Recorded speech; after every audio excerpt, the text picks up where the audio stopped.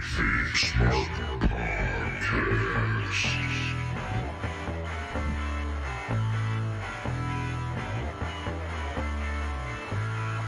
Welcome to the KayFabe Smark Podcast with Eric Todd and Brian Rampa, your smart mark source for news and opinions on the world of professional wrestling.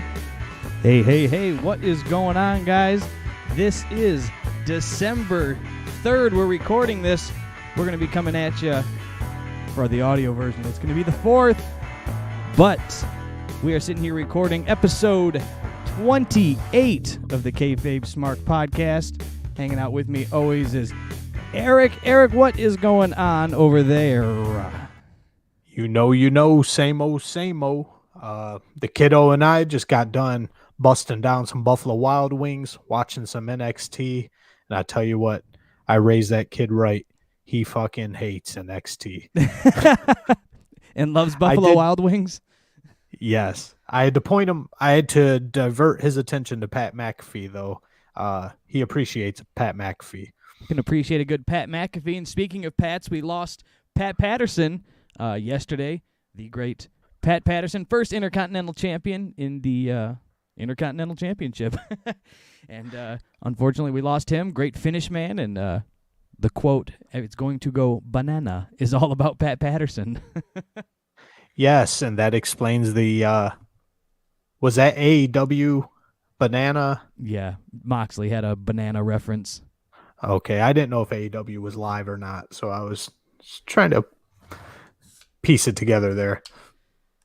Yeah, I wasn't. Go ahead. It kind of took me by surprise because A, I didn't know Pat Patterson had cancer, and B, I don't know. Last time we saw him or talked about him or anything, he seemed to be fine. He was in good shape. Yeah, I didn't know that he was sick either. My memories of Pat are only really, to be honest with you, from the Attitude Era, as being born in the 80s. I didn't start watching wrestling until the late 80s at best, mid 80s. So he was, things were kind of a wrap by then. So I just remember the Attitude Era, Pat Patterson and the Stooges, the hear no evil, see no evil, him and the what was Gerald it? Briscoe. The Briscoe brothers doing all that stuff, and did the Hardcore Championship and all that jazz that went along with Pat Patterson. So those are the things I remember. So there you go.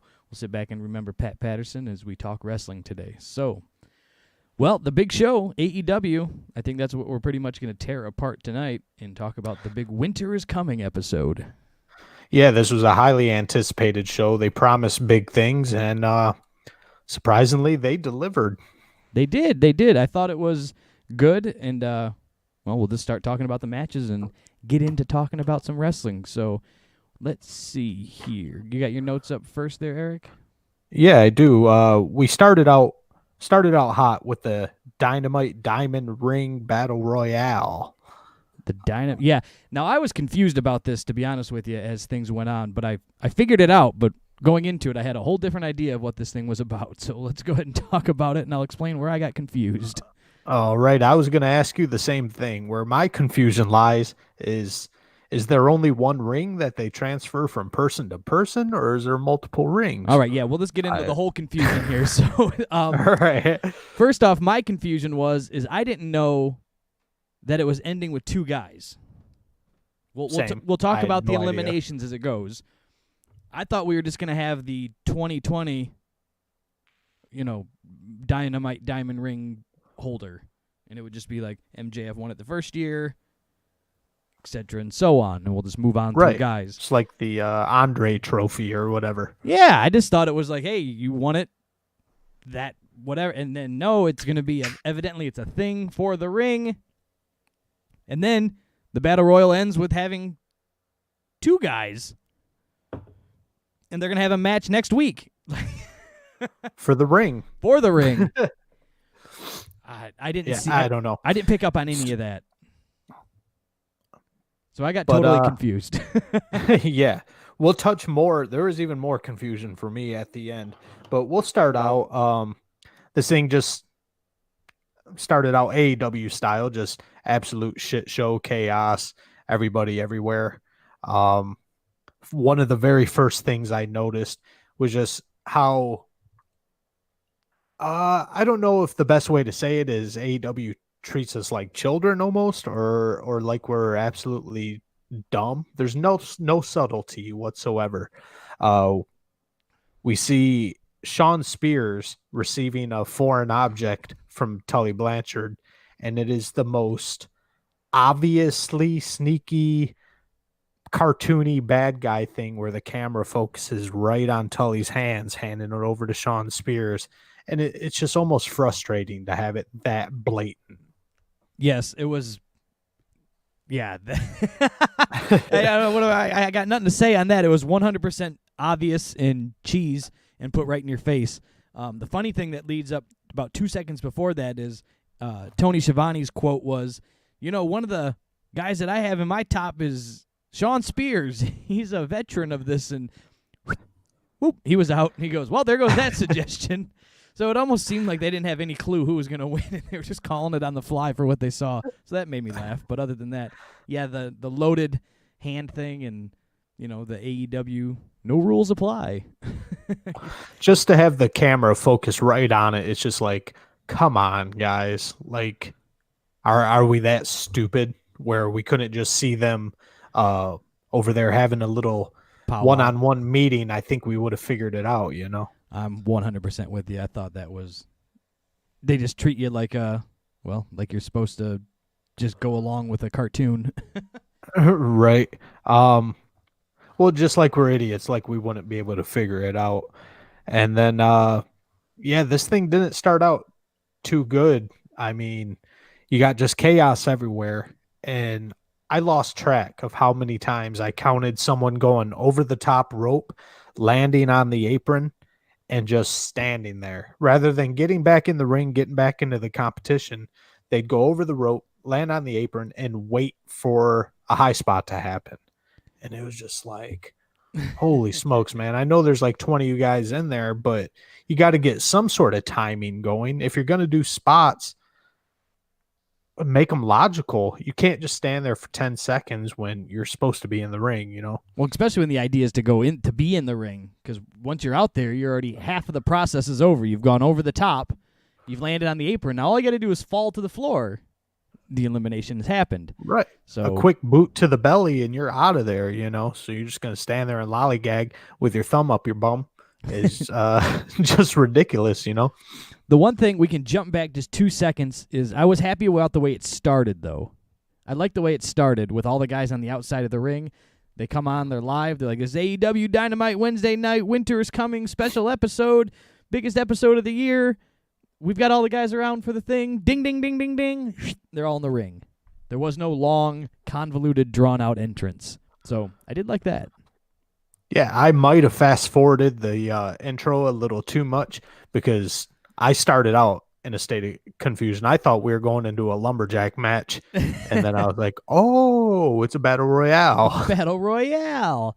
With cheese. With cheese. There were so many guys, so much nonsense happening. I don't have a lot of information, to be honest with you, of what happened, like, for every little elimination as it went on. Miro, though, was in my top choices of thinking he was going to be a guy that was going to probably win it. Absolutely. And Miro's performance in this thing was the Miro that we all wanted when he signed with AEW and he made his debut, minus the Minnie Mouse t-shirt and pajama pants. This is the Miro, the Rusev that we expected to just be a powerhouse, go in there and just beating the shit out of everybody and eliminating people left and right. Now, as it went on, though, in true professional wrestling fashion, I assumed that it was not going to go that way, as he was just too much of a powerhouse. So you're going, something's going to happen. It happens. It's not just AEW. It's WWE. It's anything you watch pro wrestling. As soon as somebody gets too cocky in the ring, you go, oh, well, no good. No good. They're talking too much trash, too much loud ring talk where they're taunting their opponent. You go, that's a wrap. They're going to lose. So I saw him with too much domination and was scared for that. Where do you think that they're going to go, kind of jump around as we just talk about it here? Where do you think they're going to go with Hangman? And and what you saw from that last night, do you think they're gonna have some kind of Dark Order thing happen with him? Bro, if they put Hangman Page in the Dark Order, a la Colt Cabana, that type of thing, I, I'm gonna lose all faith in AEW's booking. It's already pretty bad, but that would be an absolute terrible decision. Now the spot itself, where Page gets thrown over the top rope, powerbomb style, and the Dark Order catch him and throw him back onto the ring apron. I thought that was cool as fuck. Oh yeah, But if they do some sort of alliance with Adam Page and the Dark Order, I'm going to be pissed. Adam Page should not be weighed down by a bunch of dorks wearing purple masks. I don't think that they were gonna have him. I don't foresee him joining. I foresee him being courted, as you could say. They're gonna try and get him, and he may manipulate them or something, and then he's gonna turn his back on him, like he's a lone soldier cowboy type guy, that character. So I think that's going to be more of what you see. Is they're going to be like, join us. He's like, I don't ride with nobody. He'll take a few helps from him, and then he's going to turn on him, and then it'll be a big him and Brody Lee battle back and forth maybe. Yeah, Brody Lee's got to come back sometime. But yeah, I don't know. The first thing that popped into my head was Colt Cabana Angle version 2. And because AEW is only a year old, but they're known to recycle storylines already. And that Colt Cabana angle, I thought the same thing was going to happen with that though as well. Like Colt is just going to get in, he's going to be a part of it, he's going to be the best guy, he's going to win, and then he's going to lose, and he's going to mess up, and then he's going to get kicked out, or he's going to. But nothing. It's just like he's just part of the Dark Order. And just yeah, not officially or anything. He's just kind of hanging out. He's on the fringe. So that's just the weirdness happening there. I was surprised that they had Hangman go out as early as they did. I thought they would tease more of a long Hangman, frustrating, gets kicked out of. He leaves and turns his back on the Elite. Him and Kenny break up. They for their tag team. They lose the tag team championship. He makes it far in the Eliminator tournament. He's dominant. He loses the Eliminator tournament. Like he's just having a shit year.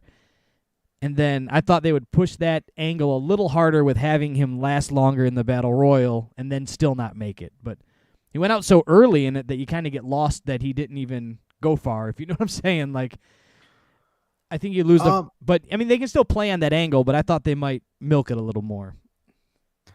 Yeah, in the sense of this match, he did get kind of lost in the sauce kind of early there. And but I almost think that was an effort to distance him from this group of people. I almost look at the AEW Dynamite Diamond Ring as like an IC belt almost. Where Paige, I see Paige being in a long time feud with Kenny Omega very soon for that world title. And I don't know. As much as I think MJF was main event level guy, he's kind of, since he's been putzing around with Jericho, he's kind of lost some of his gander or whatever, but his glitz. Yeah, but yeah, I don't know. I see Paige just being near the top and being far away from this group of people who are considered for the Dynamite Diamond Ring. Yeah, I think I can agree with that. That can make sense to me. As for the MJF statement, I think it's a part of a long-term story of him losing a little bit of the mojo, and that's he's going to get it back by, I still say, taking over the Inner Circle. But we'll get into that more as we roll on here through that. So, do we end up in the end of it? We'll just kind of skip, I think, to the end of the Battle Royal and those last 6 guys. We got the Inner Circle, Wardlow, MJF, and Sammy Guevara, who pretty much just hung out, huddled up in the corner with Wardlow protecting him the entire time. Right. And then you had Jungle Boy. Was that it? That was about it. I think there's one more in front of that. I can't remember the guy who they eliminated before that. Yeah, but the meat and potatoes of this situation right here is definitely the Inner Circle, MJF, Wardlow, Sammy Guevara, and Jungle Boy Jack Perry. Yeah, so then they send that out. They start to break up, and they're kind of double teaming, triple teaming Jungle Boy.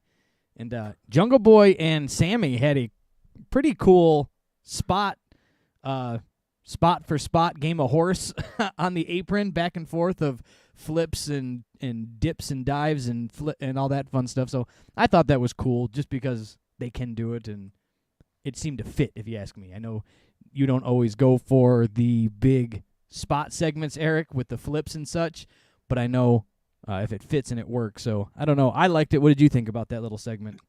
To me, I thought it fit in this thing. I didn't absolutely hate it. It almost looked like it could be, if you stretched it a little bit, it could be natural. It could be things that could really happen.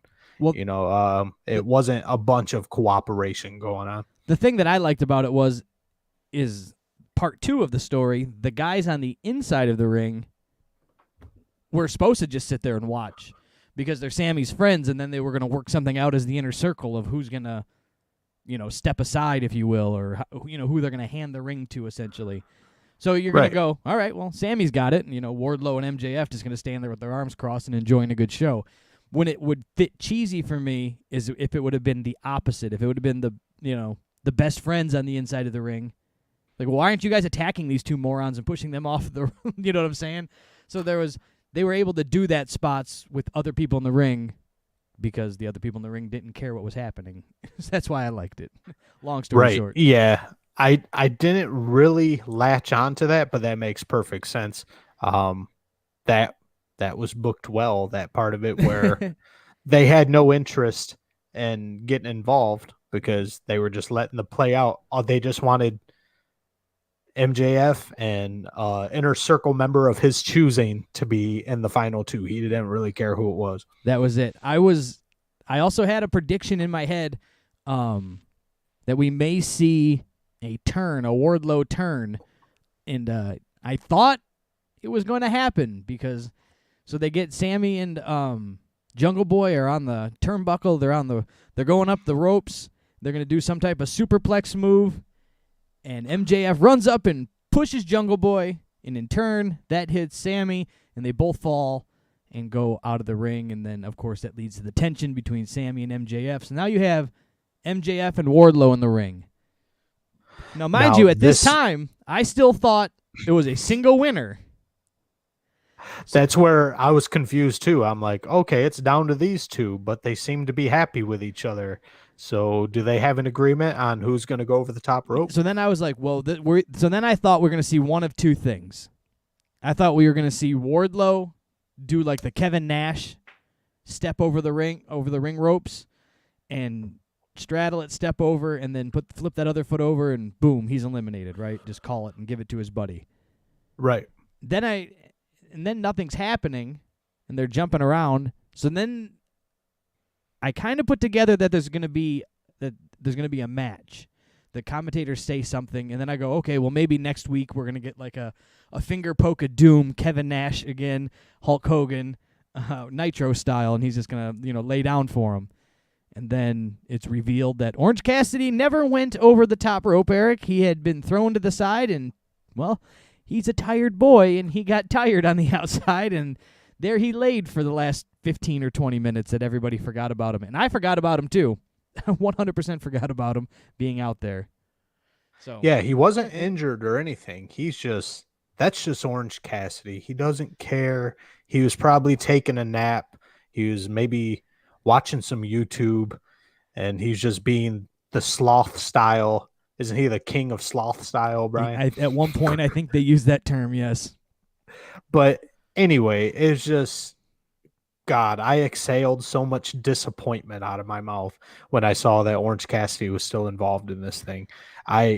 Every week when he sinks lower and lower into the mid-card status, I start thinking, all right, they're finally getting this guy off TV.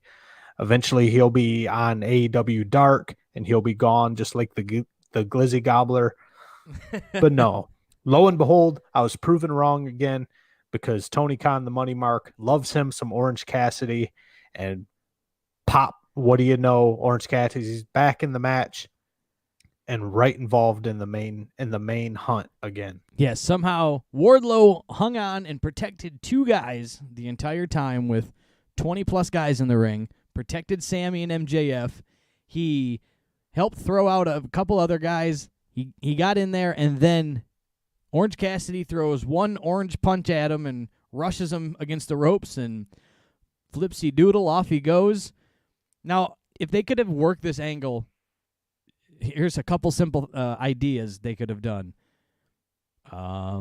Sammy and Jungle Boy are still on the outside probably at this point because this all kind of happened pretty quick. At least Sammy's not gone, right?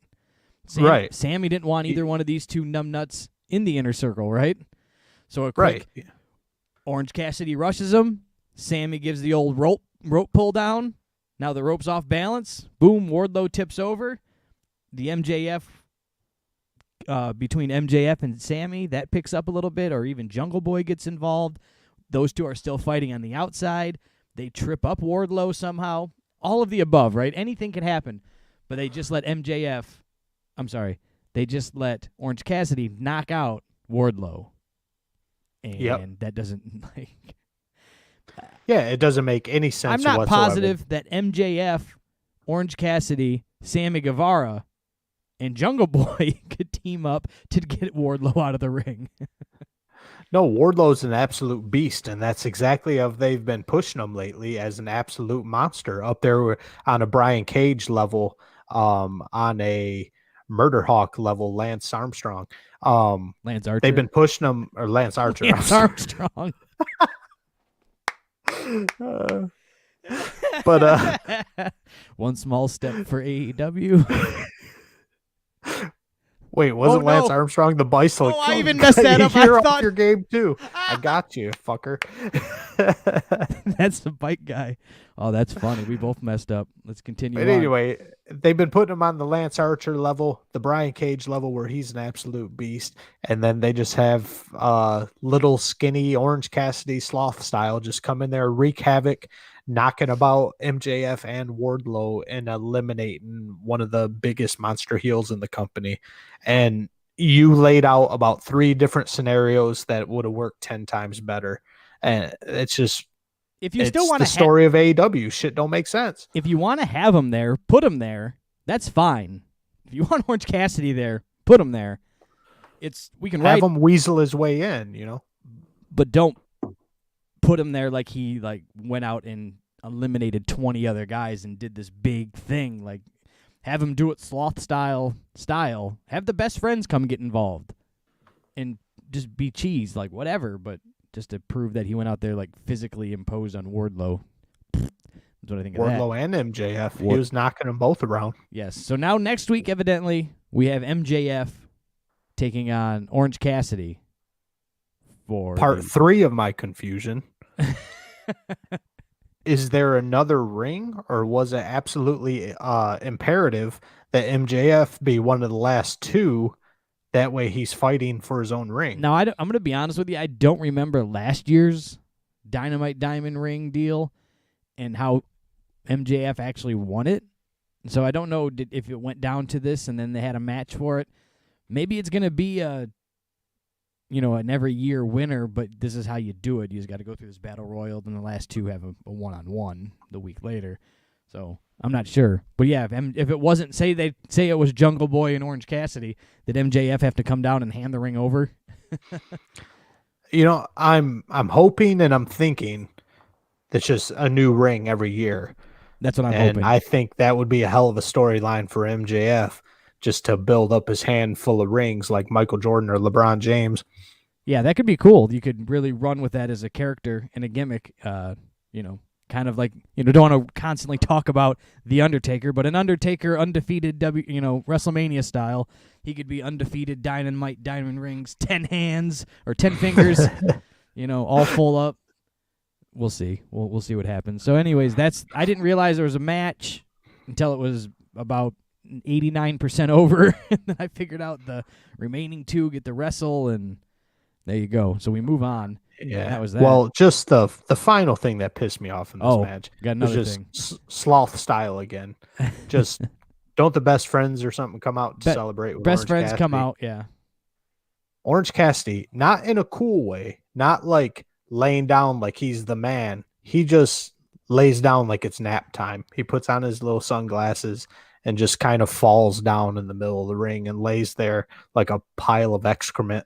That's exactly what he is. I didn't take it as the little kid lay down.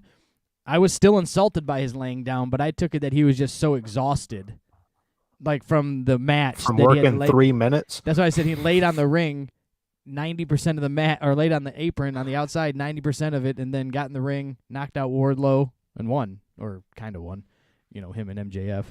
Right. For whatever that's worth. There you go. That's your Dynamite Diamond Ring. From there, we've got nowhere to go but up. So yeah, like I said, this show delivered for Winter is Coming, but they definitely started out setting the bar really low on what they needed to do to deliver. But sometimes you need that. You start out pre-show style with some garbage. Yeah. I mean, WWE does it all the time. Right. Every week it's a women's match starting out NXT for 27 minutes. Yeah. But I digress. Next on this card, we have two veterans in the wrestling world who I believe they said these two have never met one-on-one either, them being Frankie Kazarian and Chris Jericho. Yes, sir. I was actually, all in all, wrap it up before we can dissect it, pretty happy with how this went, as how compared to Chris Jericho matches have gone in the past that we've bitched and complained about. So we can kind of dissect it now a little bit. Right. Something I've touched on in the past is Jericho, even though he is out of shape and, he's kind of lost his physique and whatnot, he can still put on a good match if he's pushed. If he's put in there with a talented worker, he can still put on a good match. You put him in there with a Orange Cassidy, and he's just going to be a lazy bum and do the least amount of work possible to get the match over. But putting him in there with Frankie Kazarian was a good idea. Frankie actually got a good match out of him. Yeah, I thought it was good too. Kazarian is a good wrestler. He's been around a long time. He hasn't been in the mainstream spotlight of professional wrestling for a long time, but he's been in wrestling for a long time. He's been around the game through Japan, TNA, all that fun stuff, and probably Ring of Honor too for a little bit. But anyways, hey man, he went out there. They did great. I thought it was a good match. Jericho, I wouldn't have even been mad if Jericho would have let Kazarian go over on him here. We talked about, he's let the Cassidys, both Cassidys, go over on him. But because it's Kazarian, I wouldn't have cared. Right. In the same way now that's as Orange Cassidy and Cassidy, whatever his name is, from the party time. Isaiah and Orange. But Kaz is 43, so yeah, he has been around for a hot minute. I was a fan of him in the 2008, 2009 TNA era. But what it is about Kaz is I'm watching him work and I'm thinking, like, why isn't this guy bigger? Why isn't this guy became like a star? Because he can work his ass off. And then I came to the conclusion of where in my absolute fantasy wrestling world where Kaz would fit in. My fantasy wrestling world for AEW is for them to do their weekly shows, and I've expressed this before, and for them to run wrestling classes and clinics throughout the week when they're not on TV. I think Kaz would be an absolute great trainer and that to teach these guys fundamentals. You're probably not wrong. There's somebody that you could put in there that's seen every type of style, which is what AEW is bringing together, right? WWE has the WWE style, meaning you go in and you get trained how they cut promos, how they do ring work, how they do all that stuff. But now you take Kaz and you put him in. He's done the independent, pro, semi-pro, if you will, your Ring of Honors and your Impacts. And there you go. He can teach all of this different styles of wrestling that he's seen throughout the years and throughout his travels of the world. I think he could teach a lot of people a lot of different things. Right, and his fundamentals are tight. There's some of these guys who still can't hit the ropes correctly, and that's where a Kaz would come in and kind of teach them to tighten up their game, and overall it would become a smoother product. Right. What did you think about as the match wrapped up towards the end and you started to see some semi interference with the inner circle coming out? Where was your head on seeing how they were handling that? So, as expected, there is going to be some tension between MJF and Jericho. You almost see the backstabbing coming right away from MJF as he walks out with a towel. At this point, I'm not surprised, but I am disappointed. AEW does not milk anything. It's just immediately let's go to, the drama. How long they could have worked tension between Jericho and MJF But remember, without putting it right out there that MJF wants to fuck Jericho over. but Jericho didn't. Now, this is the world of professional wrestling. Jericho did not see MJF with the towel. He saw Sammy with the towel because Sammy came out to save his buddy, Chris Jericho, from having MJF throw the towel in. And you can hear Jericho go, "Sammy, what are you doing?" And because it's the world of pro wrestling, he won't go back and watch his DVR to see what the show was previously showed, and that so that MJF came out first. He's going to assume that Sammy did it first, and that's the story they're going to run with. I can't remember what announcer it was, but one of the announcers just put that shit right on Front Street. And they're like, because obviously Excalibur was just going banana and just being like, oh my God, yeah, Sammy took the towel away from MJF and Jericho saw Sammy with the towel. What's going on? Blah, blah, blah. And either Shivani or Ross was like, he can just like watch this after the match and he's going to see what went on, right? Yeah. We live in a digital world. There's going to be highlights everywhere. You're going to see this, and we're going to talk about it. It's going to be on every Instagram reel that there is. FYI, head on over to Instagram. Follow us over there, the KayFabe Smark. Check out our reels. Like us, share, and subscribe over there. And also hit that YouTube subscribe button. Ding. The reels are getting hot over there on Instagram. Definitely go check them out. Share them with your friends. Yeah. So we continue on talking here about this match. And then... Oh, the other thing that I thought sucked was the one thing I thought that sucked about this was the Hager interferences on the outside. So you had Jake Hager getting slightly interfered, he was trying to get his hands on Kaz, but Kaz was kind of dipping and dodging and squirming out of it, right? The only thing that I didn't like about that is Hager supposed to be, a badass MMA fighter. Right, he just had a Bellator fight like 2 weeks ago. He's undefeated, 2-0, 3-0, whatever it is. It's not a lot, but he's undefeated and really beating people up. But then he comes to AEW and he's a cartoon character. He's like, "Oh, you wascal, you wabbit!" And he tries to grab Kaz, and Kaz slips through here and dips and doodles, and he can do anything to get away from him. So it's taking away the realism that's supposed to be the badass that is the Hager and the character. Yeah, that it's is, just goof and cartoony bullshit as expected. That just completely waters down Jake Hager's badassery. I didn't. That's the one part I was like, well, I mean, this guy's supposed to be a badass. He is. He's out there really beating people up and taking that away from him. I don't know if it's good for any brand of his that he has going for him. Bellator is going to go, "Come on, guy. I saw you get beat up by Orange Cassidy." I mean, it's already bad enough he dresses like a dad on Sunday bowling. If that don't hurt his badassery image enough, then he's got to chase Kaz around like a fucking like Wile E. Coyote. Yeah. And it's just like, ugh. So there you go. Then we move on, and that was the wrap on that. Jericho gets the dub, and nothing really crazy happened. It was just a pretty decent match. The story they were telling with the Inner Circle getting semi-involved, or the tensions in the Inner Circle still between Sammy, Chris, MJF, that whole kind of triad they got going on. They told that story pretty well, and Jericho got a W and moved on.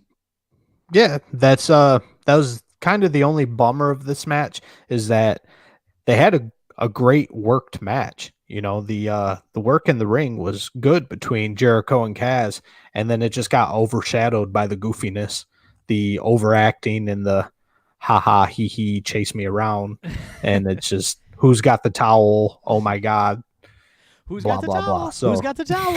I got your nose. So, yeah, I got your nose. an actual good match just got overshadowed by goofiness, and it's just par for the course.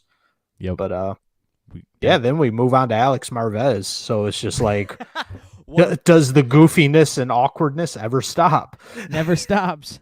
What did Alex Marvez have to say for us there, Eric? I don't exactly Alex remember. Marvez was interviewing the Young Bucks. Oh, right.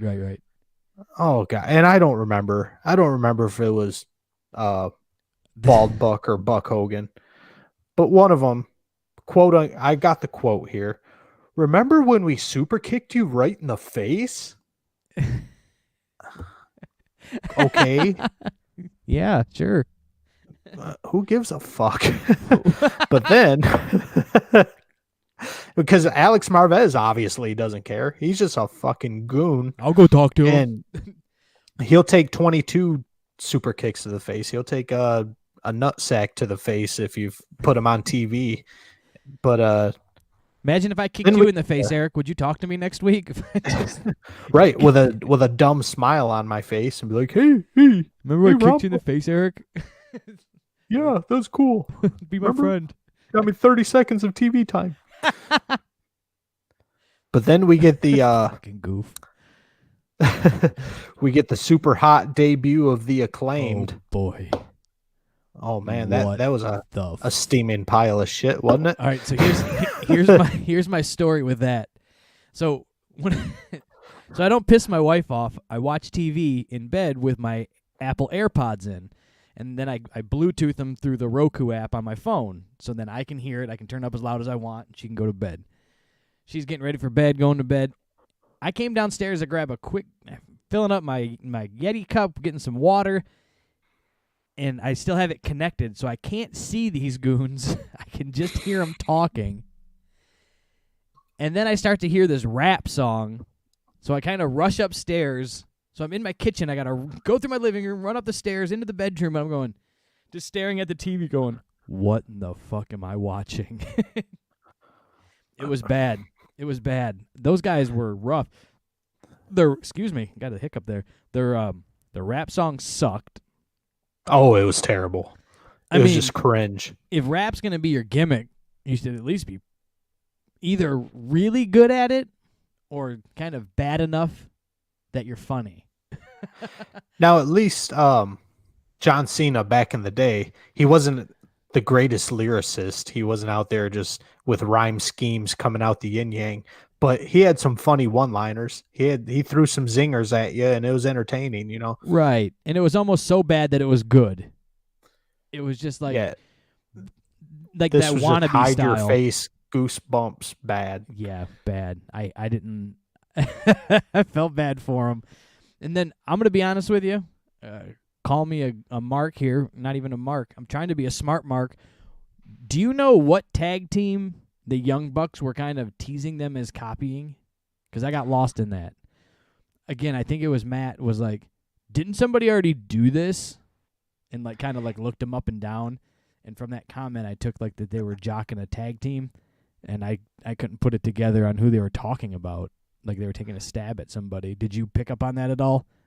I picked up on the same exact thing you did, and I was left with confusion in the same spot you were. All right, cool. The I'm only not thing alone. I can think of is man, what's those fellas over in WWE? The Private Party WWE brand.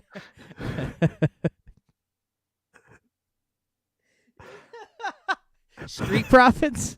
Street Profits. Did they ever rap in their promos?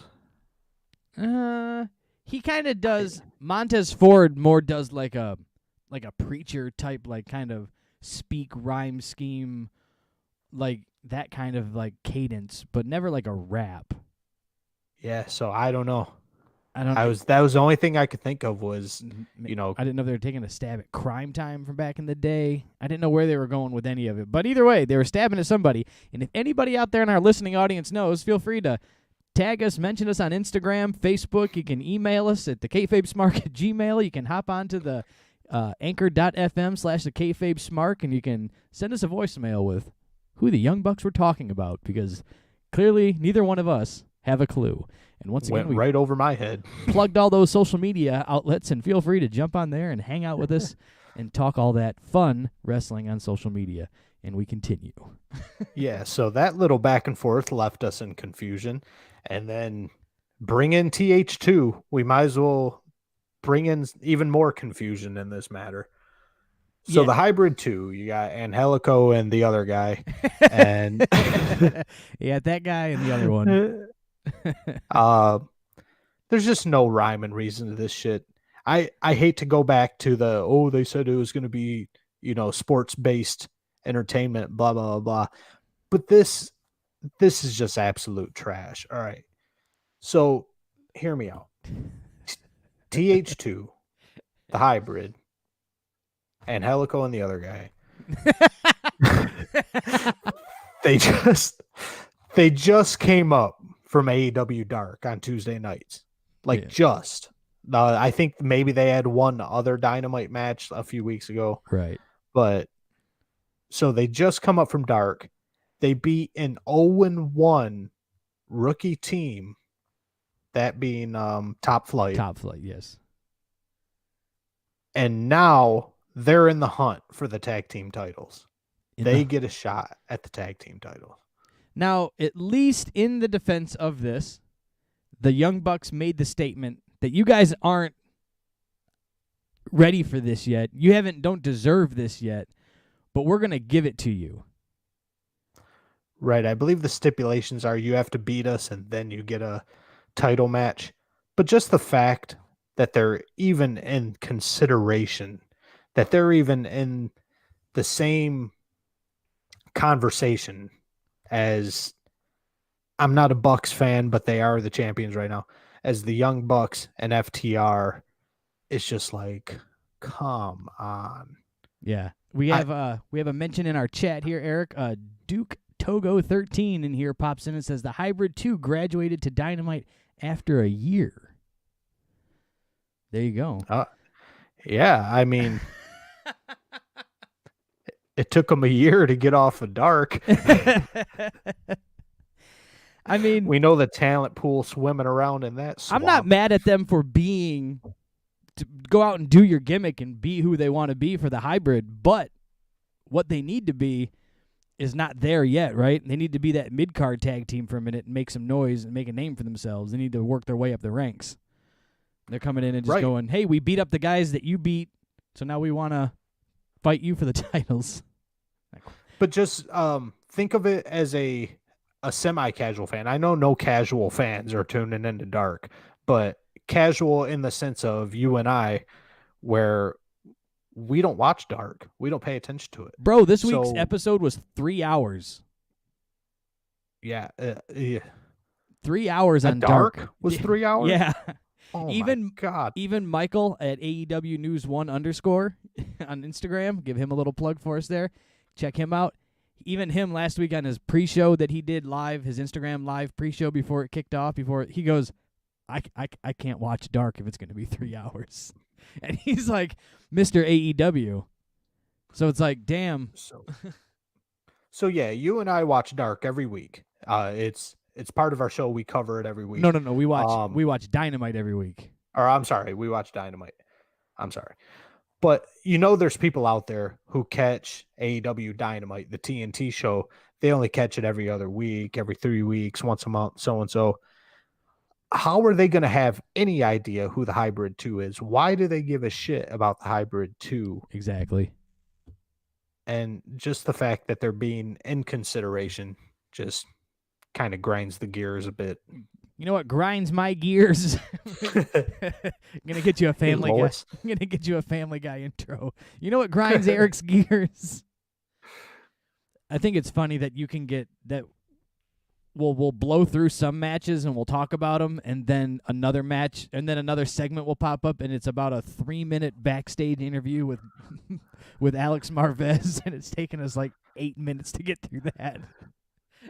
Yeah, the only quote unquote stars in the entire segment were the Young Bucks, and they only said 3 words. There you go. Other than that, we're left with the Acclaimed and the Hybrid 2. At first, I thought they were taking a stab at Acclaim, like the old video game brand. Like they were going to be like, that's like, because it was, that's kind of where everything goes, right? It's all kind of old 90s pop culture stuff. So I was thinking like they were the Acclaim, and I was like, their logo is going to be like a little, the old Acclaim logo. Oh, the old rainbow Acclaim, yeah. If you're too young, hop on the Google machine and go to Google Images, type in Acclaim. But digress, and we move on. What happened after that, Eric? You got your notes right in front of you. Yeah, after that, we went into the women's match of the night. We have Dr. Britt Baker, DDS, versus Layla Hirsch. Legit Layla Hirsch. And she comes out. She's short and stocky. She's like the woman's version of Kurt Angle. She is. She's a little powerhouse. I think she's more believable to me than what's their champion? I almost said Io Shirai, but that's NXT. What's their champion's name over there on AEW? Not Riho. Oh my God.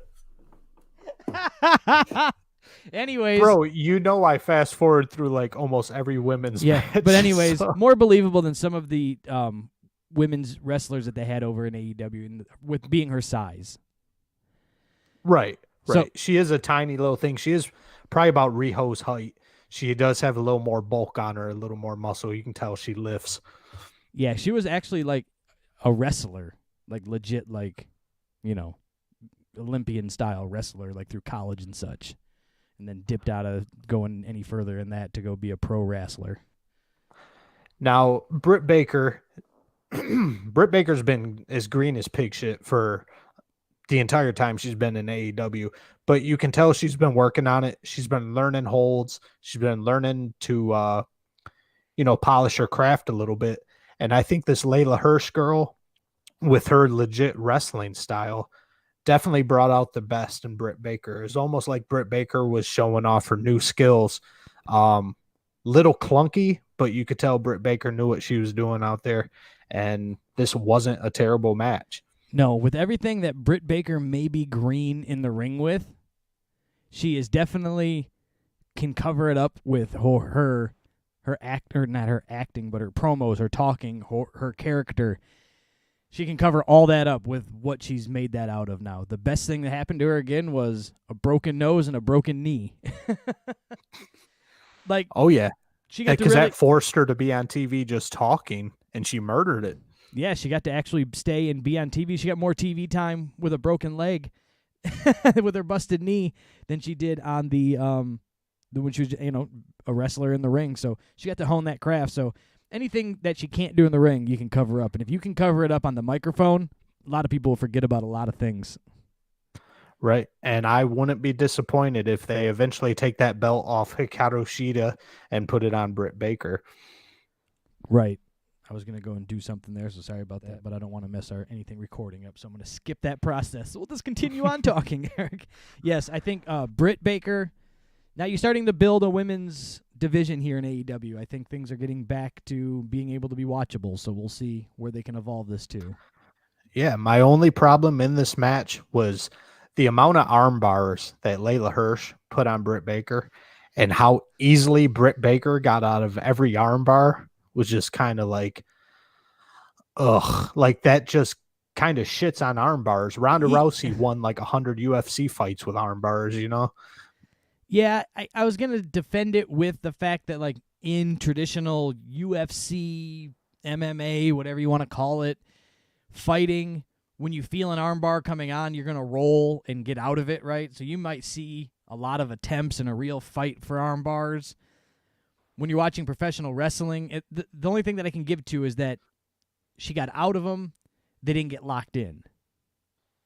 So that being said, now if she would have locked in like 3 of them and then like was able to get to the ropes and Britt was able to do this or that and get out of the move, then that's going to be no good. That's going to really deflate the power that she has behind the armbar. But with her feeling the armbar coming on and Britt trying to manipulate it, at least they had that going for it. You just could tell that was her move, and once she could get it in, you're going to be screwed. So that was the only thing that I can defend that with, that backside of that. Yeah, I can give you that. It never got 100% locked in, but there was at least 600 armbar attempts, and it was like, well, obviously you're not very good at putting it on. Right. And but, then in a professional wrestling match, like you're watching for something else to happen. And so if you just keep saying the same things going on, you're like, okay, stop doing that then. Like Roman Reigns, Right. Stop throwing Superman punches. You've never knocked anybody out with it. Like, it's not a devastating move. You do 32 a match. Let's move on, guy. Yeah, you need to change it to the orange punch, and then you can knock out the biggest heel in the company. Boom, it's gone, So, man. It's a wrap.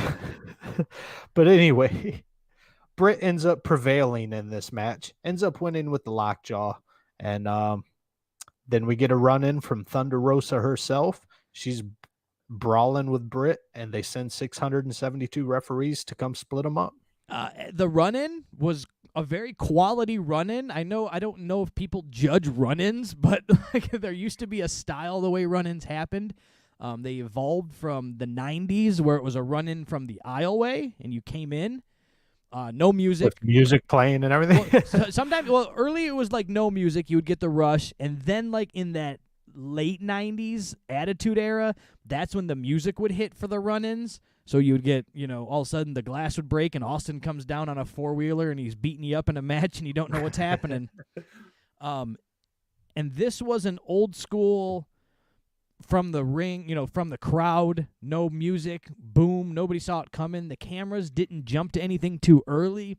As an obsessive fan that watches a lot of wrestling, you kind of watch the camera movements and go, something's going to happen. Like, why did they go to this angle? There's a weird angle to be at.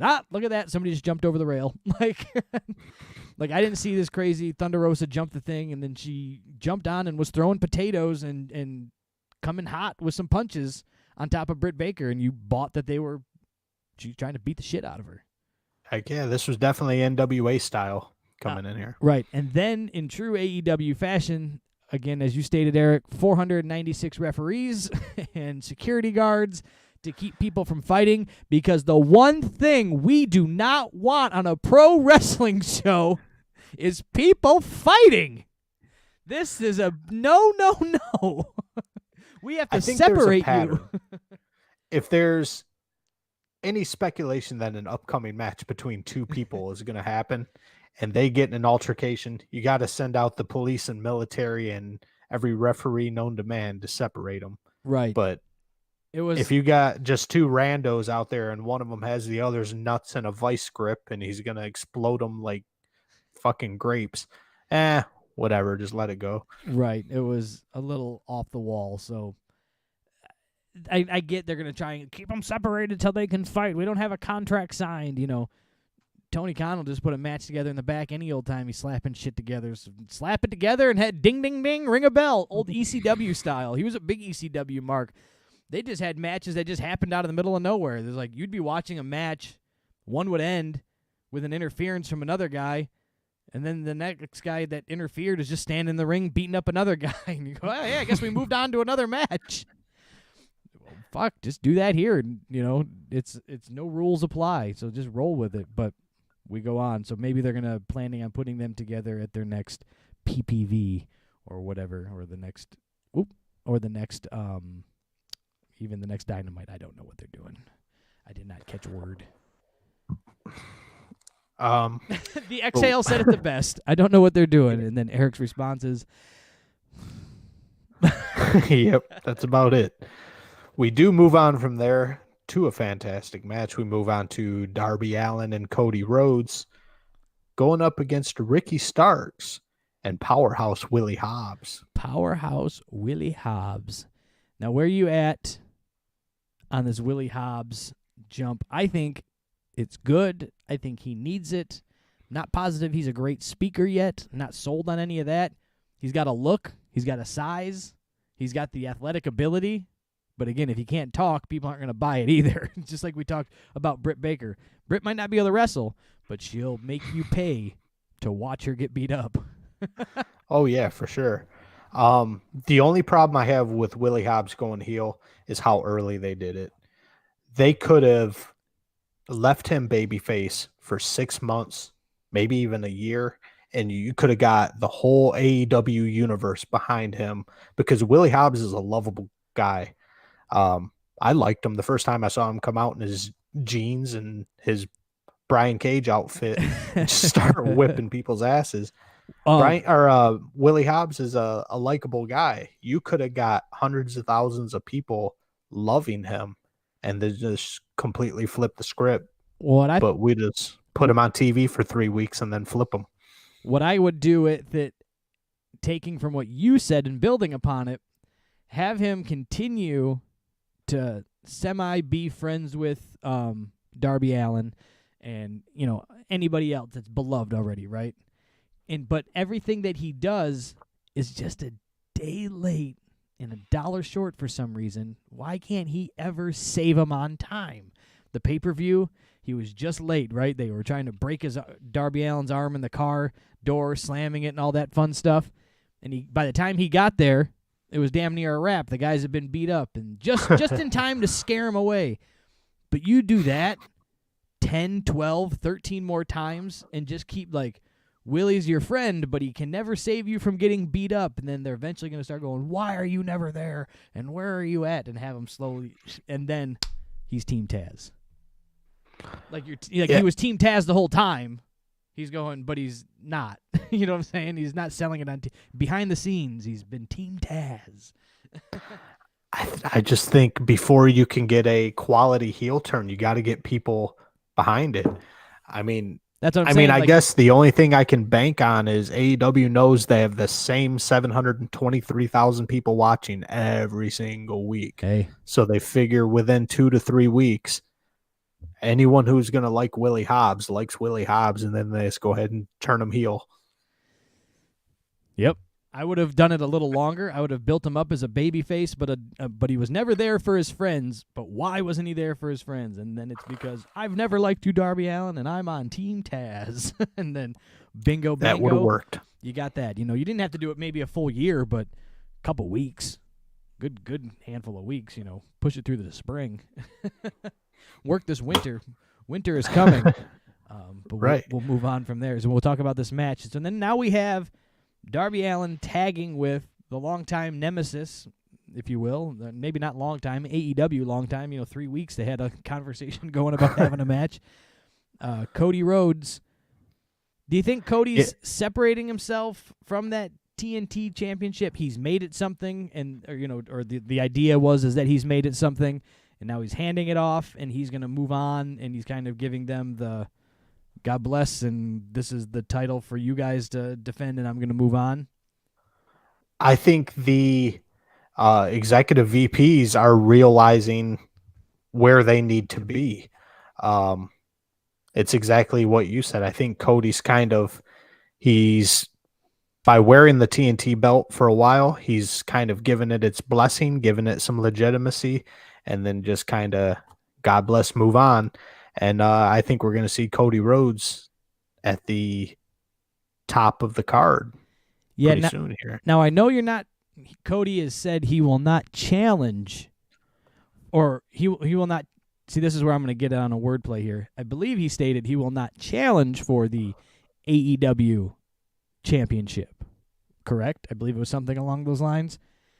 Right. Does that leave that he cannot accept a challenge for the AEW championship? So now, as we lead on and discuss this, spoiler alert, if you haven't watched Dynamite and hadn't gone on Instagram or Facebook or something, Twitter, in the last 24 hours, we got a new champion over on AEW, and we're going to talk about that as it rolls out. But now you've got a possible Kenny Omega, Cody Rhodes, and Cody can say, listen, I can't challenge you for this.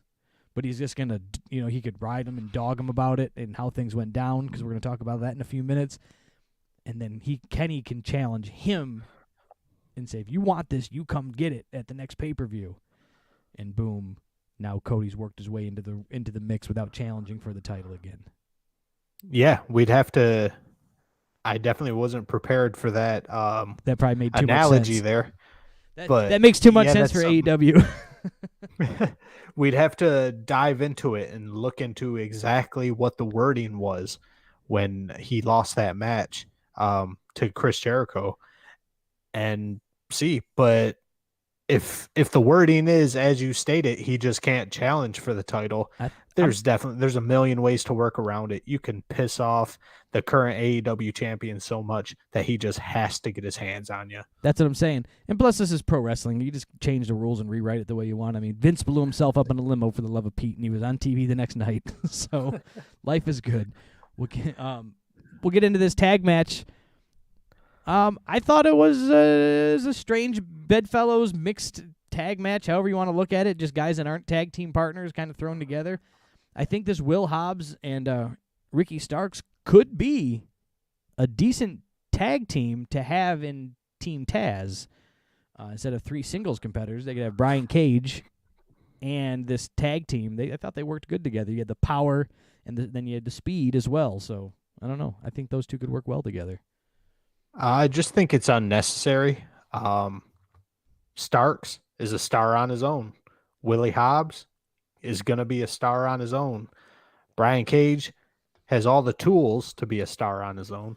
He just needs to be molded. But Well, let me yeah, I reword think that a little bit then. I'm not saying like as a working tag team to go for the tag team gold, but if you're going to have Team Taz need to be represented in a tag team match, I think this is your pairing to put out okay. and represent see that that. brand.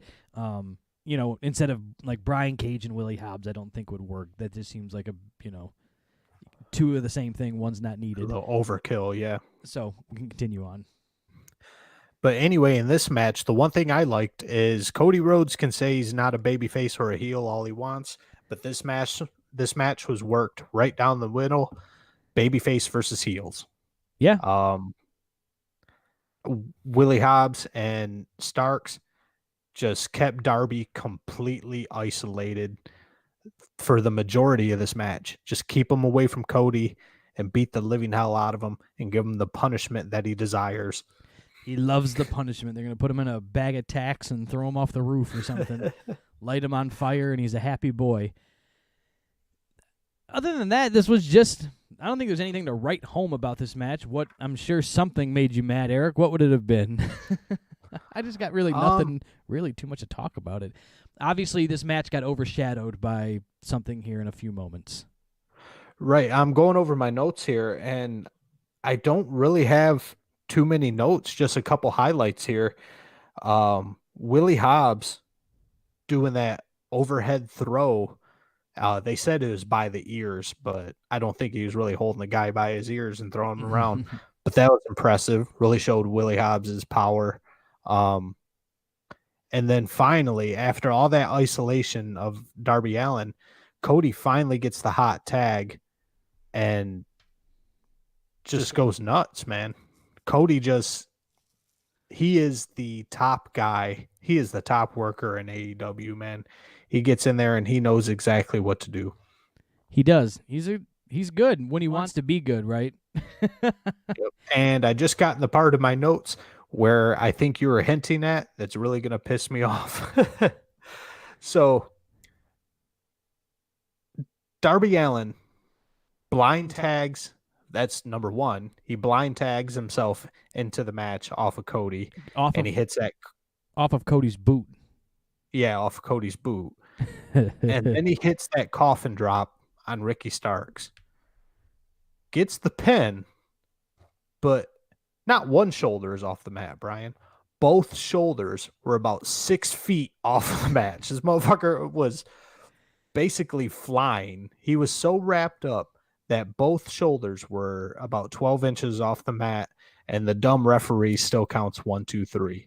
And I was pulling my hair out at that point. It's like, do you guys have no improv skills whatsoever to make it not look nearly that shitty? Yeah, I'll have to go back and rewatch the end of that match and see the bad pin here. I didn't catch it, but I also could have Oh. not been paying a half a bit of. I could have been just listening, looked down to my phone or something as it was going on. So I missed the bad shoulders. I'll have to check that out. Well, just a quick explanation. Darby covers Ricky Starks. Darby laying on his back on Starks, wraps his arm around the back of Starks' neck and wrenches his head up. Oh. And that pulls Ricky Stark's shoulders about 8 inches, a legit 8 inches off the mat, both of them. And the referee still counts to 3. It's probably And Paul it was just Turner. like, it was just like, are you fucking kidding me right now? You absolutely cannot make that count. Yeah, especially when the guy, if he's the way that he's pulling, I see what you're saying now, the way that he does that headlock kind of deal when he coffin drops on him so his back's on him. Kind of wraps him up, hooks the legs and hooks the head, and pulled his shoulders up, though. Should have like rolled him up on it a little bit, but there you go. 1, 2, 3. Darby, Cody get the dub. And then we get some run-ins. Get some We run-ins. get a run-in from Arn Anderson. We get a run-in from Dustin Rhodes and a run-in from Brian Cage. What was Arn doing? Like, why? Everyone just wants to be young and cool in this company, Brian. Like, Dustin, I'll give his brothers in the ring, and he's going to come out. Arn had no business in there. Arn has no business. Arn should have been on the outside jumping and waving, doing that old manager, like calling his boys down to the, calling the troops, and him and the rest of the Nightmare family could have all come running down and got involved somehow. But what was Arn doing? Like, I just watched that and went, "What are you doing, Arn?" Oh, it was so awkward, and it was just so terrible. So, well, at least we're all on the same page there. And then the lights go dark, Eric. Yeah, the lights go dark, and we see an entrance video playing, and we see snow, and we know something big is going to happen. In the back of my head, I know Brian Cage is still in that ring, and I know something big's happening this week. I am 100% sure the person who's going to come out of that entranceway is Tessa Blanchard, and she's going to beat Brian Cage clean, smack dab right in the middle of the ring. 1, 2, 3. But no, it was not Tessa Blanchard. No, I was wrong again, Brian. The lights stayed dark. AEW surprised me. The lights stayed dark. Snow is blowing. They got some spotlights in the ring. Boom. It is Sting. Sting-a-rooney has signed with AEW. Now, I don't go searching the old dirt sheets like I used to. I was, back in the day, was a dirt sheet guy. I follow some stuff on social media. If stuff passes my eyeballs, I read it. And if it doesn't, I move on. This must have been kept pretty secret because I don't think the internet wrestling community could have not have been blowing this up for me not to have seen anything about it, that Sting was talking with AEW. Doesn't surprise me, as Cody being the guy, and then with Sting and Dusty, everything that they had going through the NWA, WCW days, doesn't surprise me that there's a connection there. But I was pretty surprised by it. He came out, he didn't say one word. He had a bat with him, but he didn't come out to necessarily protect Cody and the Nightmare family. The FTW guys dipped out of the ring when they saw it was Sting, but then he kind of went around and eyeballed everybody. and that's the one thing I'm going to give Sting here. Well, to touch on what you said before, the last thing I heard about Sting and even AEW being mentioned was back towards the end of October. It became very clear that his Legends contract with WWE was up. They pulled all his merch off the site, and there was speculation that WWE has like 6 months to clear out your merchandise or whatever after your contract ends. And somebody mentioned, will he go to AEW? So yeah, that was about a month and a half ago was the last time I heard anything about Sting. Right. But what I noticed when he came out and he was staring everybody down, even at the tender age of 61, Sting still has a presence about him. He is still one intimidating son of a bitch. I'm not going to... So I knew where you were going. I was giving you your minute when they were going over the Sting intro. But when that was going down, I went in my head. I know everybody's going to be like, oh, yeah, everybody thought that. Easy to say afterwards. But if I had a live reaction running, you'd have heard me. I went, this seems like Sting's going to come out. So I'm watching it. They had if you watch it back, I've seen it on Instagram now flow through about 10 times. There was a crow in there. Like the ambience music reminded me of Sting's crow character, and then the crow in the thing, and so I was like, it seems like Sting's gonna come out, and then all of a sudden it's like Sting, and I was like, son of a bitch! Like, I was blown away. I'm a mark for Sting. I was always a Sting guy. Beach blonde-headed surfer Sting, out there with his Ultimate Warrior style face paint, and then and then we moved all the way up into the crow. Scott Hall, hey Sting, you should paint your face like the crow. And then there you go. So I was down with all the Sting characters in the evolutions we go. I lost a lot of time watching Sting through Impact. I kept up on it a little bit, but Impact was hard to watch and hard to find sometimes. So didn't know what channel it was going to be on what week. So on any given week, and what time, day and night. So I like Sting. I was happy to see him. He went up and really eyeballed Arn Anderson. And, then Tony Schiavone's got to sell it. These two never got along. And then he looked at Cody and kind of looked him up and down, and then he kind of really gave Darby Allin the old stink eye. Don't know if it was the I'm going to fuck you up stink eye, if the who are you trying to be me stink eye type thing. He's going to take him under his wing. Not sure where they're going with this. Makes me interested to watch it next week, though. Definitely hooked me in. I think Sting was just digging his face paint. He's like, you know what? You do black and white face paint. I do black and white face paint. Let's be paint buddies. Let me borrow some. So then I was watching Instagram today, flipping through it, and somebody had photoshopped Darby Allin half face paint, but it was a half Sting face paint. So it was like, are we going to see him, be in the same, group or whatever they call it, the faction, or whatever you want to call it. And then they had like a Darby Allin Sting thing going on. You never know what Sting's going to say. Will he even talk next week? Tune in. It's Sting. To hear Tony Schiavone yell at Sting took me back to my childhood, though. Oh, yeah, definitely, for sure. That was it. Yeah, after he eyeballed everybody, almost immediately, dipped. Almost immediately in the style that you mentioned of Tony Khan just immediately signing matches left and right. Tony Khan announces that Sting has a multi-year contract with AEW. And I think we figured that out because his Sting shirt said AEW right on it. Yeah, there was no guessing that this was a one-off, one night only, like, hey, I'm in the neighborhood, let me pop in and, do you a solid, whatever.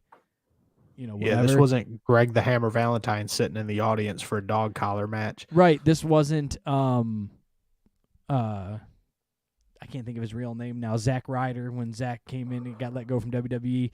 And he popped into AEW for a few matches. He's like, I don't even work here, bro.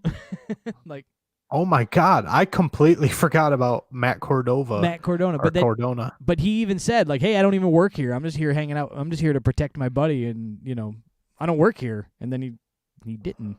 So those little things. This wasn't that though. This guy came out with merch on. He was ready to go. The handful of fans that they allow in there now due to these quarantining, safe social distancing times. There was enough T-shirts for all them some bitches to buy one on the way out the door, though. For sure. We got a couple hundred of these boys grab an AEW Sting shirt. AEW Sting shirt, $22. If you're lucky, probably $35. Anyways, then what happened right after this? Well, we get the announcement. I was excited about this. FTR is finally going to be back wrestling on TV. Seems like they've been gone for a while. Since they lost the pay-per-view. Yeah, I mean, they've been 2 weeks making statements and whatnot, haven't they? But have we seen them at all? I know we haven't seen them wrestle, but yeah, I don't know. If they made any appearances, they weren't memorable. No. But anyway, next week, FTR is finally back in action, and they'll be fighting the Varsity Blondes. All I know is from what I saw on the TV, it's Griff Garrison and Brian Pillman Jr. I've heard good things about Pillman Jr. He's been doing a lot of good stuff on Dark, but I've personally never seen him. I've seen him wrestle on, I can't think of the promotion. It's on YouTube. It's in Florida. and it'll come to me at a later date. But nonetheless, I've seen him wrestle down there on that show, and then a couple other things. But I pay a little too much obsessive-compulsive to wrestling and what's happening in all the weird areas. But anyways, I mean, it's Brian Pillman's kid. He's got to have a chance in there. Right. And then Who knows? We'll Maybe see. one day we'll see him against Hook. The Tasmanian Devil son. Yeah. Hook and ladder. All right. So we get to see FTR come back. Yeah, FTR's come back next week. And then right from there, we go to the evidence locker at the local police station. Apparently, that's what it looked like anyway. And that's where Mox is cutting his promo this week. He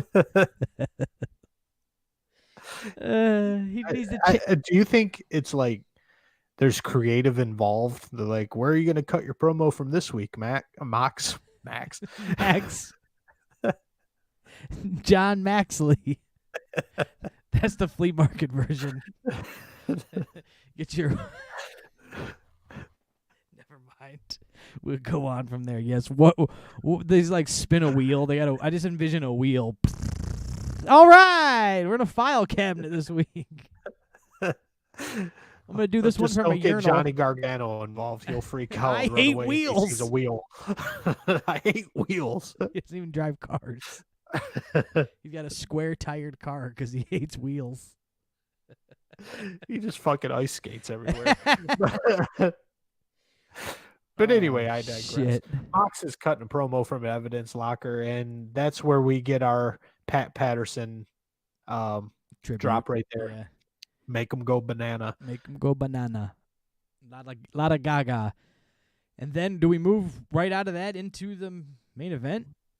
That's what it looks like. It looks like we're going right into Mox versus Omega, and Omega's overindulgent entrance and theatrics are actually taken advantage of by Jon Moxley. And Mox, he attacks him off the get-go, doesn't he? I don't know. I must have half-assed my notes here. I thought that maybe that was last week, wasn't it? You got your notes. Last week he came out and then he jumped him for the contract signing. Oh yeah, that's right. I think you flip-flopped your moment because he introduced him and then Mox came out through the crowd and then they got in the ring and started going at it. So right off the bat, you notice that they have Don Callis again back on commentary from Impact Wrestling. They mention Impact Wrestling several times in the event that they've come together. The Impact executives and the AEW executives have come together for a partnership to allow this to happen and blah, blah, blah. And you're like, okay, cool. I'm overthinking it. We've discussed before I overthink these things, so you're thinking already something's up, but then when you think something's up, it's really, look over here. So I'm just kind of thinking about what they got going on here. This match was all over the place. A lot of back and forth. Jon Moxley match, Kenny Omega match. There was nothing too surprising. Was there anything leading up to anything there, Eric, that you got to get your hands on? Before we just kind of keep blowing through this. I don't want to get right to the end, but no. I figured out what my note meant here. I almost write it in hieroglyphics, so I got to figure out my notes. I got to remember what I watched when I write my notes here. Omega always has his facial expressions going. He always has his happy feet and his spirit fingers before he does anything. Okay. Before he does any move, he does his spirit fingers or points or dances or whatever. Mox was taking advantage of that big time. So, okay. Kenny would be in the middle of spreading his spirit fingers, and Mox would knock him the fuck out. They even the commentators got into that by stating he went to go for that Terminator. He started the Terminator clap or whatever he calls it, and he went to go hit it to do that big tope suicida dive over the top. He can really jump. Kenny's a goofball, but he can get that jump that he does. Man, he gets up there and gets some good hang time, and on that good dive. That's whatever you want to call it, suicida. And he started doing that in the clapping and something, and then I think JR was like, you start all that clapping, you're just giving the next guy that you're going to go do something to, you're giving him a heads up you're going to do it. And, well, then you get caught with the right hand because, like, on his bounce back from the ropes, Moxley was already in the ring and gave him a pop. And then it was like, so it was funny that JR made fun of it right there on TV. Precisely. And then just the whole Mox, like, they kept it in the ring for a while. They did and pretty it was good. A pretty entertaining match. Inside the ring, I wasn't mad at it at all. I was thinking, wow, I'm actually impressed with Jon Moxley.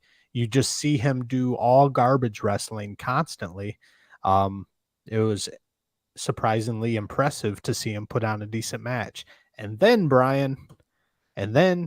he has to go outside the ring, grab a couple of chairs, throw him into the ring, set him up face to face. So that he and Omega can have a slapping contest.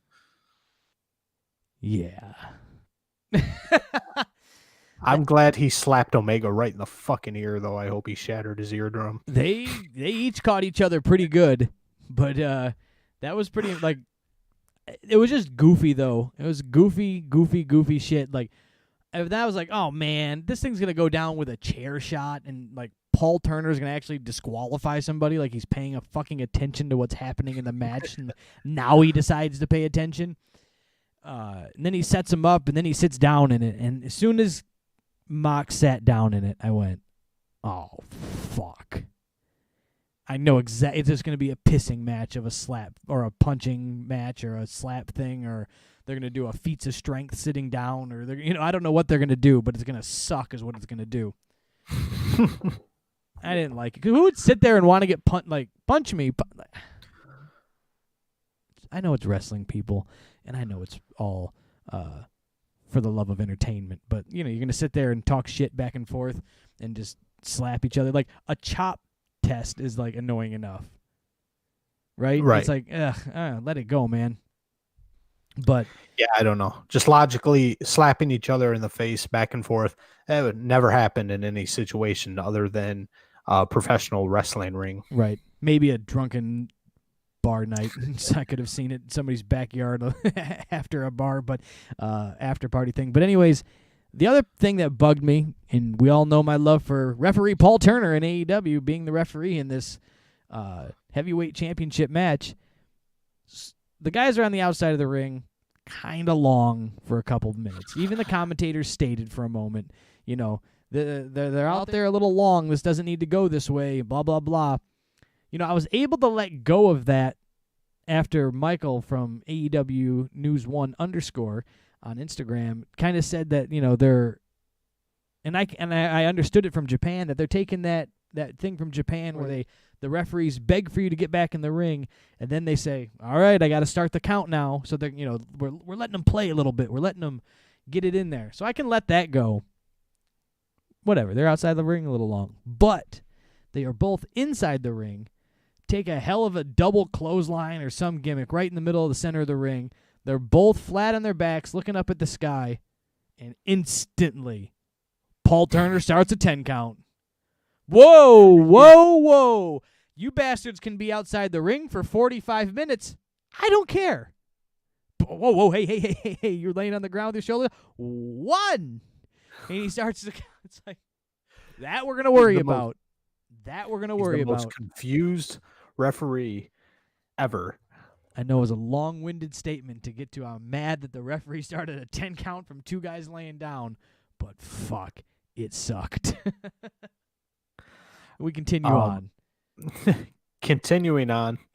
One thing, I don't know if I was mad at it because it was stupid or happy about it because it was funny to see it, but Omega hit Moxley with a V-trigger and 2 Snapdragon suplexes in a row, and Moxley didn't sell one fucking iota of it. He was up and right back in action immediately. Ready to go. Go ahead. Then, continuing on with the no selling, Mox gives Kenny Omega a clothesline from hell, basically, a la JBL, and then a paradigm shift, and Omega kicks out. And just remember 1 week ago, even though there was a stupid belt on the floor, Moxley gave one paradigm shift without any match in between, just nothing but a paradigm shift, and it knocked Kenny Omega out for like 5 solid minutes so that John Moxley could cut a promo over his lifeless body. Boom, and it was a wrap. Yes, this was a finishing move expose towards the end, and then that's when you question, do these things mean anything? It's different if they miss them. It's different if they don't get all of it.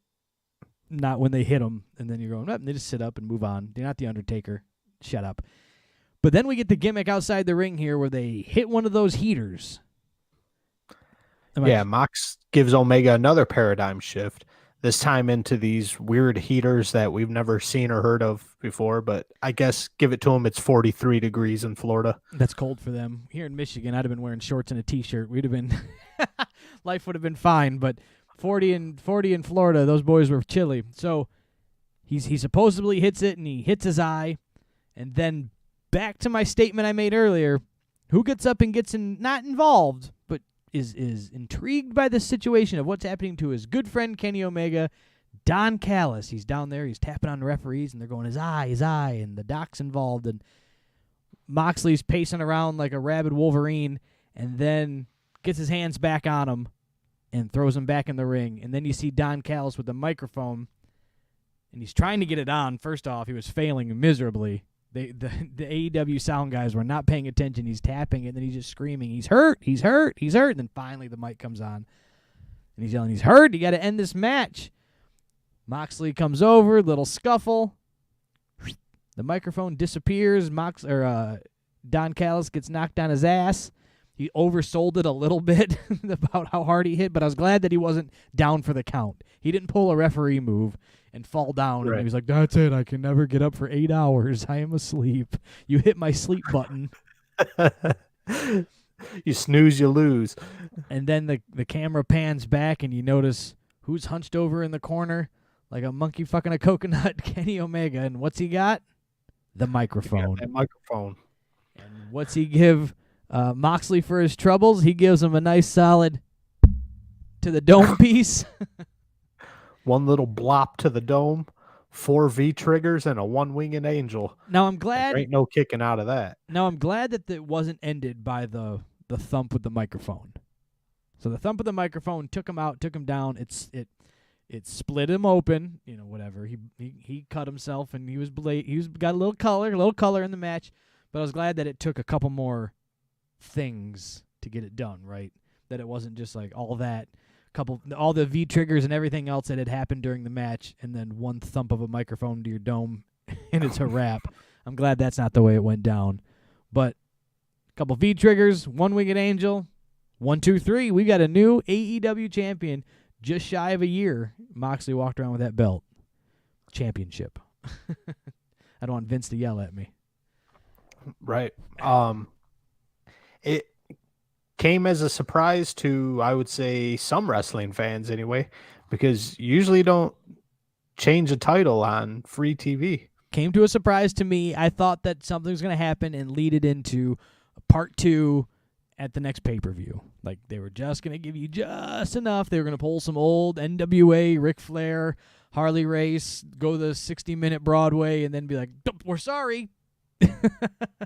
And you got to remember, AEW doesn't milk anything. If they decide Kenny Omega needs to be champion, he needs to be champion right now. But what I did like about it was that it was all essentially came out to be a work. It all came out to be planned on us.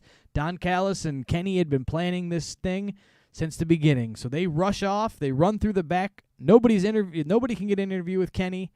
They're running through. The wrestlers are screaming at him. They're just standing around watching the TV, and they're yelling, come on, man, like that, like that. You're getting people. They're not really applauding him. He's running. He's got his head down. He's got his title in his hand. As soon as they get out through the back, Eric's buddy, Alex Marvez, grabs Don Callis for a quick word, and he stated something, I'm paraphrasing, along the lines of, we did it, we won, and if you want to find out why we did it and what the next things are and blah, blah, blah, you have to watch Tuesday night. Tuesday night? What are we going to watch on Tuesday night? You can watch. Yeah, Marvez even goes, Dynamite on Wednesdays. Yeah, you can watch Impact on Access on Tuesday night and catch it up. And and then Tony, this is bullshit. Tony Schiavone yelling, this is bullshit a couple times was pretty cool. That was pretty funny to me just because it's Tony Schiavone. He wins in my book. I like him. But that's that. They worked us over. It is now going down on Access TV on Tuesday nights. Unfortunately, my provider doesn't have Access TV, so I'm going to have to skim through the sling and see if I have access. I doubt it. I have YouTube TV, and it does not have Access TV, so I will be looking to see. I'm sure I can find something somewhere and be able to catch what happens. Even if it's the day after, it's going to be all over YouTube, so I'll be just fine and catch up with it within 12 hours. It'll be all right. But that's that little cross-promotion. You know, I was thinking about this today after it happened. It just kind of processing everything. Not saying it will go this way, because I don't know anything. I'm just a guy on the internet talking about wrestling. But, you know, Impact would be a good spot to have developmental guys come through to supposedly go up to the big leagues of AEW. Instead of straight from the indies to AEW on TNT, this is a spot to send some people. This is a spot to send Austin Gunn to and get some more work in, some consistent work, right? This is a spot to send not just Dark, right? Because it's going to be weird. So this is a spot that they can go get some weekly TV in maybe on another show and have some time to develop a character and actually be on the show, not just like and develop. So could be interesting. You know, WWE did it for years with ECW. They wrote the check to ECW and just sent guys down there and said kept them afloat. They just wrote ECW a check so they could keep the doors open because they knew they were just going to cherry pick the guys when they were ready. Hey, keep an eye on those characters when they're ready. Offer them a check. Yeah, same thing. Yeah, you want to tread lightly on it because I think Impact wants to consider themselves as, you know, one of the guys in the big leagues, one of the top swingers. Get yourself on a cable channel that people know where it's located. Right. But yeah, you don't want to get to the point where it's almost like WWE and Smoky Mountain. Actually, maybe they probably the closest thing. Maybe I would say Impact would be the Smoky Mountain in this situation for sure. Maybe they do want that because at least you know you can. I would want to tune in because they're probably going to talk about it on AEW, and I'm going to tune into AEW, and maybe I'd figure out a way to watch Impact. Resubscribe to the Impact their Impact Plus that I had for a minute during the original quarantine there when we were locked up, and you don't get them the day of. You don't get to watch it live, but you get it like 48 hours after or some nonsense, and you can watch the current Impact. Or so I was like, well, I can do that. So I'd be involved, but why not? I know they want to consider themselves something, but I'm sorry, you're not. Yeah, I think that's a great idea. I think if they do a talent exchange sort of kind of like how they're doing with NWA, I don't know. Does NWA even have a show on right now? Yeah, they just launched last night a new YouTube show. Some stuff that's like it's pre-recorded matches that they've been able to have, and so they did air that last night. So that went out last night. So Nick Aldis fought and somebody else. But anyways, I got the alert for that, so I'd say check that out. I was digging Power though. I'm missing Power. I wish that'd come back. Yeah, Power was nice. But yeah, that about wraps up AEW. We might see something since we're going to see Omega on Impact. It might have sparked something up to where we can get these guys a little more work. And, we'll see. Who knows? Whatever. Get some of the guys down in Impact. If there's anyone there worth looking at, maybe we can get them some actual TNT television time. I'm all for it. And I'm saying I'm all for it before WWE gobbles them all up and then just puts guys on the shelf and you never hear from them again. So, they start buying up all these indie guys and wrapping them up. Now, if these indie guys can, not even going to say indie guys, but this tier of wrestling can stay on their own and be who they want to be, this punk rock style of wrestling, this DIY style of wrestling, then I'd say go for it and don't get gobbled up by the machine yet. I say cash in your chips in a few years, guys. Get out and figure out your character, and then go up there for a little bit. But I'd even be yeah. So I think it's cool. I think it's good. Ring of Honor's not there to do it with right now, and plus, the Elite kind of probably still left a sour taste in Ring of Honor's mouth after the way they basically used all their equipment, created the first, came to be the first AEW pay-per-view that we went to in Chicago there, Eric, when it was just the Young Bucks and Kenny and everybody fought, and New and Japan. Cody, yeah. It was just a mismatch of wrestling. And then after that, they were like, hey, we can do this. Dipped out. Do this on our own. We got a billionaire on our side. Didn't bring the billionaire to Ring of Honor to continue growing that company that they were already in. Let's make our own. Yeah. I don't think Ring of Honor is going to be eager to work with AEW anytime soon. But if NWA, if Impact, and AEW, if all three of them can kind of come together and form sort of a union. Yeah, a floating talent pool. Right. It might be something big. Who knows? And also, maybe Tony Khan will get a little criticism on. Tighten it up. I'm sure Impact isn't the greatest booked show either, but I think Tony Khan, with his statement that he made to Cornette saying nobody's going to book my show but me, I think he needs to come off that high horse a little bit and get some ideas from some veterans. I couldn't agree with you more. And then the last piece of the puzzle would be to tie in New Japan, and then it would be you'd be cooking with peanut oil there, Eric Todd. So with that being said, why don't you guys head on over to Facebook and get in there, like and share that page over there. You can join the group we're trying to get rolling over there. Instagram, we got a lot of reels going on. We do clips of the show. We mix it up with parts of the show that we're speaking of, and it's pretty entertaining. I think they're cool. So I'm biased to my own work, but hey, I like them over there. So go on Instagram, the KayFabe Smark on Instagram, like and share and join in the conversation and hang out with that. Facebook, TikTok, still getting a little bit of love. Not sure what's going down with that. Heard the other day they got to come up with something and to sell it or change owners or whatever's got to go on with that.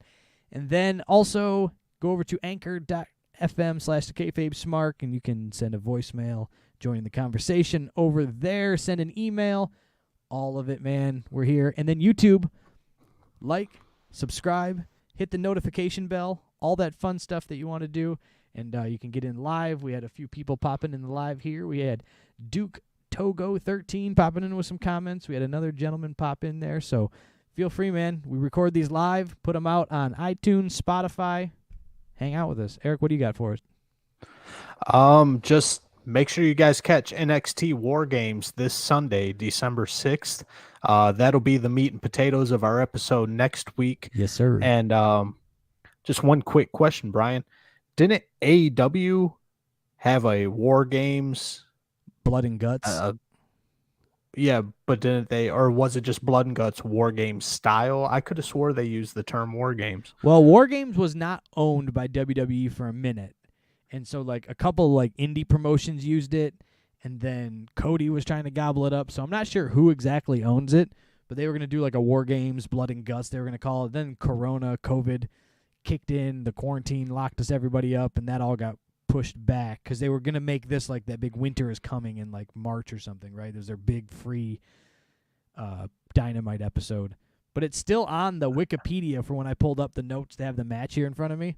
Things that are listed for to be determined or to be announced, and it still has Blood and Guts on there and just keeps getting pushed down the ranking of weekly shows. So they're not pushing it off. I think they're getting closer to probably trying to run it now that they can actually get some fans involved. Well, I don't know if anyone owns War Games, but WWE's using it this Sunday, December 6th. And we'll be covering that next Wednesday night. Next Thursday night we'll be covering that, and that'll be airing the following Friday. Other than that, you can catch me on Instagram. Brian with the main channel, the KayFabe Smark, tags me in a few videos here and there, a few reels. You can catch me over there. It is it's Eric. That's all one word. Also, my snoozing pit bull Stella and I are on TikTok every now and again, just filming stupid videos for our own amusement. Our name over there on TikTok is stella.hates.eric. There you go. That is that. Get onto all the social media platforms. Follow, like, subscribe, share. iTunes, Spotify, YouTube, TikTok, Instagram, Facebook. My God, if you want it, we're on it. Eric, take us out. All right. There's only one thing left to say, Brian Rampa, and that is hooty hoo, we out the gates.